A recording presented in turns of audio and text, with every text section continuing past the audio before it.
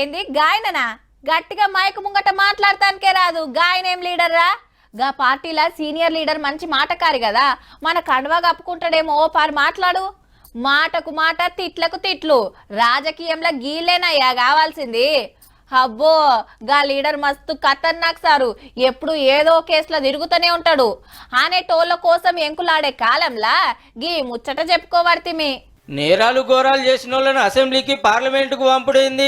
గసంటోళ్లకు టికెట్లు ఇయ్యద్దు, పోటీకి పంపొద్దు. ఓహో, మేం కాదుల్లో, దేశం పెద్ద కోర్టు అన్నది. తప్పు చేసిండని తేలితే 6 ఏళ్ల దాకా రాజకీయాలకు దూరం పెట్టాలనో లాయర్ కేసేస్తే మీరేమంటారో చెప్పురని ఎన్నికల సంఘానికి సెంటర్ వాళ్ళకి ఆర్డర్ వేసింది. వీళ్ళు చెప్పిన దాన్ని బట్టి ముంగడికి పోతారట. అవు మరి, మర్డర్లు, రేపులు, ధమ్కీలు, కబ్జాలు, కొట్లాటలతోనే ఆరుపారు కాబట్టి గిసొంటి ఉత్తమ లీడర్లు 100కి 40 మంది ఉన్నారట మన పార్లమెంట్ లా. కేసులు ఏండ్ల కమానం పెండింగ్ పడు తప్పితే శిక్షలు పడ్డదైతే లేదు. గట్లనే ఒకరిద్దరు జైలుకు పోయినా పోటీ చేసుడే, ఎలక్షన్ల గెలుసుడే. ఎన్ని కేసులుంటే అంత తోపు లీడర్ అనుకునే జమానా.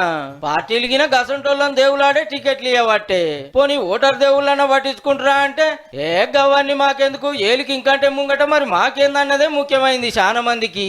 ఇక కోర్టుకు ఎన్నికల సంఘం ఏం చెప్తుందో, సెంటర్ వాళ్ళు ఏమంటారో గానీ ఇక్కడ మనం 2 ముచ్చట్లు మాట్లాడుకోవాలబ్బా. దేశంలో ఏ పార్టీని తీసుకున్నా దందాలు, దౌర్జన్యాలు, మర్డర్లు, స్కాములు చేసిన వాళ్ళతోటి కలకలలాడబట్టే ఇవి శాతగానోడు లీడరే కాడన్నట్టుంది కథ. గెలిస్తే మంత్రి పదవులు, సకల మర్యాదలు.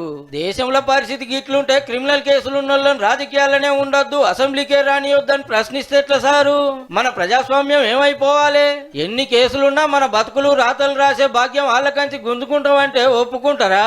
నిజంగానే మురికిలేని రాజకీయాలు కావాలంటే పార్టీలను ఉద్దరసలాలు అడిగే బదిలి గసంటుత్తములు ప్రజాసేవకు పనికిరారు అని మీరే ఆర్డర్ అయ్యి కథం.